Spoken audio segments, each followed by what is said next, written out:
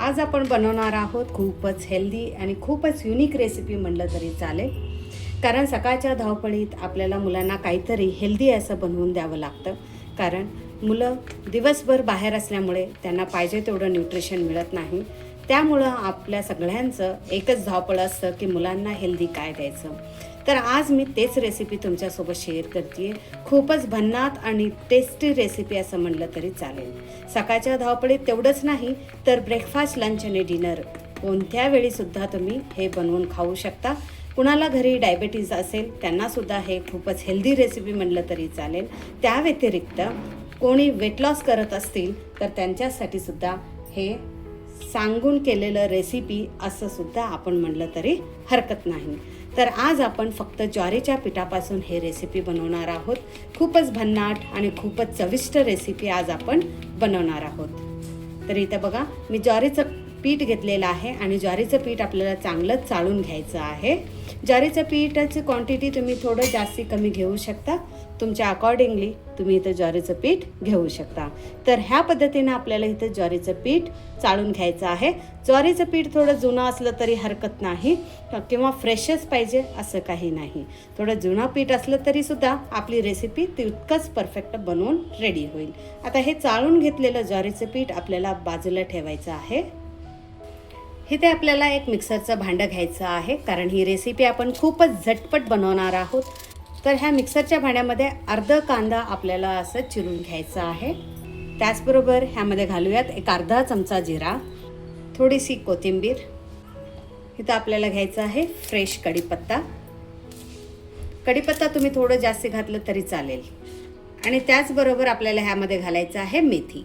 मेथी चांगलं धुवून घेतलेलं आहे. कढीपत्ता आणि कोथिंबीरसुद्धा धुवूनच घातलेलं आहे. तर बघा, मेथीची क्वांटिटी तुम्ही जास्ती कमी करू शकता.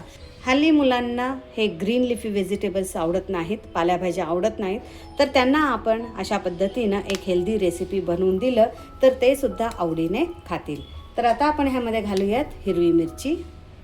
मिरचीचं प्रमाण तुम्ही जास्ती कमी ठेवू शकता. आता ह्यामध्ये घालूयात थोडंसं पाणी. पाणी जास्त घालू नका, थोडंसं घालूयात आणि हे फाईन असं आपण पेस्ट बनवून घेऊयात. तर आता आपण हे चांगलं फाईन असं पेस्ट बनवूयात. हे बघा, अशा पद्धतीनं आपल्याला चांगलं पेस्ट बनवून घ्यायचं आहे. बनवून घेतलेलं पेस्ट आपल्याला एका भांडीमध्ये काढायचं आहे. ह्यामध्येच आपण थोडंसं पाणी घालूयात आणि हे सुद्धा ह्यामध्ये घालूयात. पीठ बघून आपल्याला ह्यामध्ये पाणी जास्ती कमी घालायचं आहे. स्टार्टिंगलाच तुम्ही ह्यामध्ये जास्ती पाणी घालायला घेऊ नका. आता आपल्याला हे शिजवायला ठेवायचं आहे. फ्लेम आपल्याला लो टू मीडियम फ्लेमवरतीच ठेवायचं आहे. ह्याला चांगलं आपल्याला एक उकळी आणायचं आहे. कारण ज्वारीच्या पिठाला आपल्याला चीक घालावं लागतं. त्यासाठी आपल्याला इथे हे पेस्टसुद्धा चांगलं शिजवून आणायचं आहे. कारण ह्यामधलं जे कच्चापणा आहे ते सुद्धा जाईल आणि आपली रेसिपी भन्नाट असं बनवून रेडी होईल. लो टू मीडियम फ्लेमवरती आपल्याला हे चांगलं शिजवायचं आहे. खूपच हेल्दी रेसिपी आहे. मेथीच्या ऐवजी पालकाचा सुद्धा इथं तुम्ही वापर करू शकता. आणि ह्या निमित्तानं आणि तुम्ही ह्या पद्धतीने जर पालेभाज्या बनवलात तर पालेभाज्यासुद्धा जास्ती खाल्लं जातं आणि मुलांनासुद्धा हे खूपच हेल्दी असं बनवून रेडी होतं. तुम्हाला आजची ही हेल्दी रेसिपी, डिफरंट रेसिपी कशी वाटली ते नक्की प्रतिभाज रेसिपी मराठीला कमेंट करून सांगायला विसरू नका. अजून कोणी प्रतिभाज रेसिपी मराठीला सबस्क्राईब केला नसाल तर सबस्क्राईब करायला विसरू नका. इथे तुम्ही बघू शकता चांगलं उकळी येतोय ह्याला.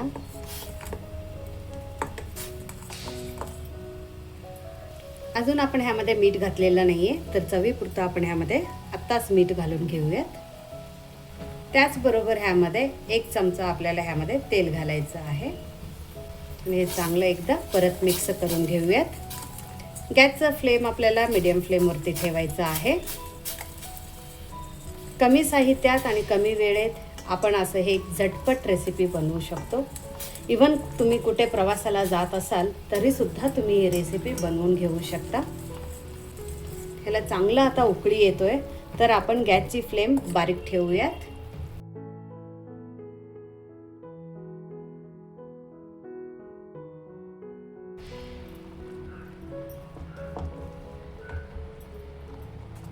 गॅसचा फ्लेम बारीकच ठेवायचा आहे. आणि ह्याला चांगलं आपण मिक्स करूयात. ह्यामध्ये जितकं पीठ मावेल तितकंच आपल्याला घालायचं आहे. जास्ती झालं तरी हरकत नाही. तर मी अजून थोडंसं पीठ घालून घेते. आता हे चांगलं आपल्याला लो फ्लेमवरतीच मिक्स करायचं आहे.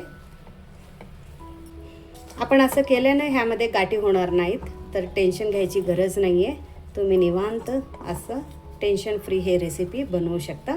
कोणी बॅचलर असेल तरीसुद्धा त्यांनी हे रेसिपी बनवून घेऊ शकता. मिक्स करून झाल्यानंतरच तुम्हाला ह्यामध्ये पीठ घालायचं की नाही ते तुम्ही डिसिजन घेऊ शकता. कारण काय होतं, आता मिक्स केल्यानंतर ह्यामध्ये मला अजून थोडंसं हे पीठ लूज वाटतो आहे, तर अजून थोडंसं मी ह्यामध्ये पीठ घालून घेते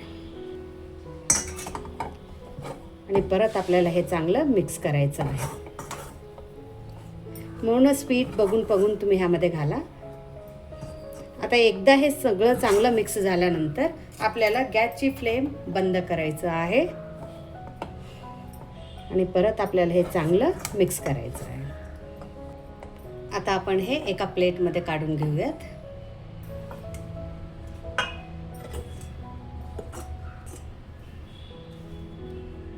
इथे मी नॉर्मल पाणी असतं ना, थंड पाणी तेच घेतलेलं आहे, कारण इथं पीठ मळायला आता इझी होईल, कारण हे गरम असतं.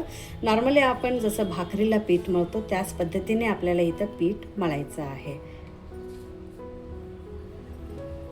थोडं हाताला थंड पाणी लावतच आपल्याला इथं पीठ मळायचं आहे, कारण हे खूप गरम असल्यामुळं हाताला चटके बसतात, तर करताना थोडं केअरफुल.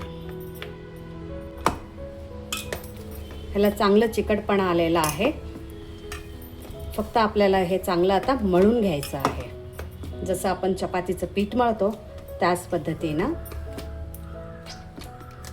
आहे ना. बनवायला खूपच सोपं. हे अजून गरमच आहे. आता आपण ह्यावरती एक झाकण ठेवून 1-2 मिनिटासाठी असंच ठेवूयात. आता 5 मिनिटासाठी हे चांगलं पीठ आपलं भिजलेलं आहे. तर आपण ह्याला चांगलं परत एकदा थोडंसं पाण्याचा हात घेऊन ह्याला चांगलं आपण मळून घेऊयात. बघा आपलं इथं पीठ चांगलं आता मळून झालेलं आहे. पीठ मळताना आपल्याला पाण्याचाच वापर करायचा आहे. इथे मी तेलाचा वापर केलेला नाही आहे. तर आता आपण ह्याचा छोटासा गोळा बनवून घेऊयात. तुम्ही बघू शकता. परफेक्ट. इथं मी एक शीट घेतलेली आहे आणि त्याला थोडंसं आपण तेल लावूयात. तुम्ही पाहिजे तर पीठ लावून सुद्धा लाटू शकता आणि ह्याला सुद्धा थोडंसं तेल लावूयात. जास्त नाही, कमीच. आणि ह्याला आपण लाटूयात. हे फक्त ज्वारीच्या पिठाचं असल्यामुळं कडा जे आहेत ना त्याला थोडंसे क्रॅक येतात, पण आपल्याला हे लाईट हातानं लाटायचं आहे. खूप फास्ट असं तुम्ही हे लाटू नकात. हे बघा, एवढं लाटून झाल्यानंतर ह्याच्यावरती आपण घालूयात थोडंसं तीळ.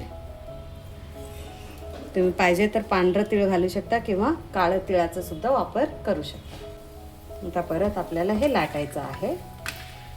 खूप बारीक असू नये आणि खूप पातळ सुद्धा असू नये. जसं आपण नॉर्मली चपाती बनवतो त्याच पद्धतीनं आपल्याला इथे हे लाटायचं आहे. तुम्ही बघू शकता. सुपर, खूपच छान आलेला आहे. आणि खूप जाड सुद्धा ठेवू नका. हे बघा आपलं आता हे बनवून झालेलं आहे. इथे मी तवा आधीच गरम करायला ठेवलं होतं. आता आपण हे घालून घेऊयात. बरोबर, खूपच चांगलं असं निघून येतं. आता गॅसचं फ्लेम आपल्याला हाय टू मीडियम फ्लेमवरती ठेवायचं आहे आणि ह्याच्यावरती आपण घालूया थोडंसं तेल. ऑप्शनल आहे, पाहिजे तर घालू शकता किंवा स्किपसुद्धा करू शकता.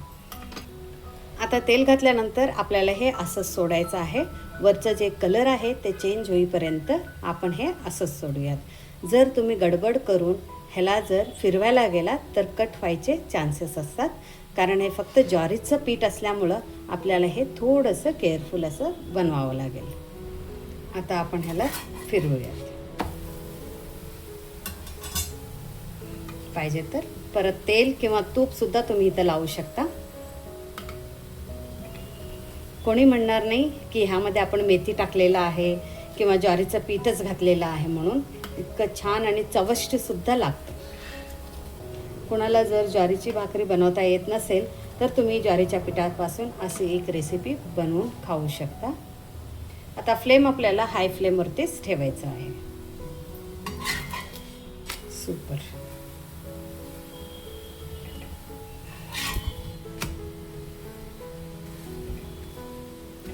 चांगलं हे भाजलेलं आहे.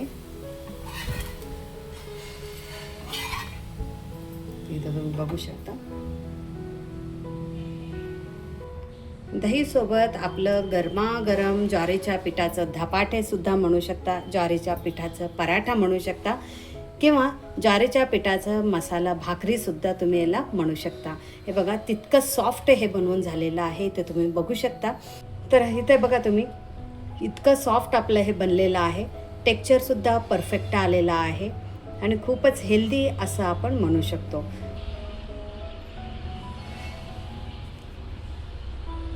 परफेक्ट. जर कुणाला तीळ खायचं नसेल तर तीळ न घालता सुद्धा आपण हे असं बनवू शकतो. इथे बघा सेम टेक्स्चर येतं तुम्हाला आणि दही सोबत परफेक्ट कॉम्बिनेशन म्हणलं तरी चालेल. सुपर. A1 रेसिपी म्हणते मी ह्याला. इतकं छान हे रेसिपी झालेलं आहे. तुम्ही असंच खाल्ला तरी चालेल, फक्त लोणच्यासोबत खाल्लं तरी चालेल, दहीसोबत खाल्लं तरी चालेल. तुम्हाला ह्यासोबत कोणत्याच भाज्याचं किंवा आमटीचं गरज पडणार नाही. तोंडात टाकताच विरघळतं. इतकं छान ह्याचं टेस्ट झालेलं आहे. परफेक्ट म्हणायला हरकत नाही. तर नक्की तुम्ही हे ज्वारीच्या पिठाचं एकदा अशी हेल्दी रेसिपी बनवून बघा. कसं आलं ते कमेंट करून सांगायला विसरू नका. परत आपण भेटूयाच असंच नवनवीन रेसिपीसोबत आपल्या प्रतिभाज रेसिपी मराठीमध्ये. थँक्यू.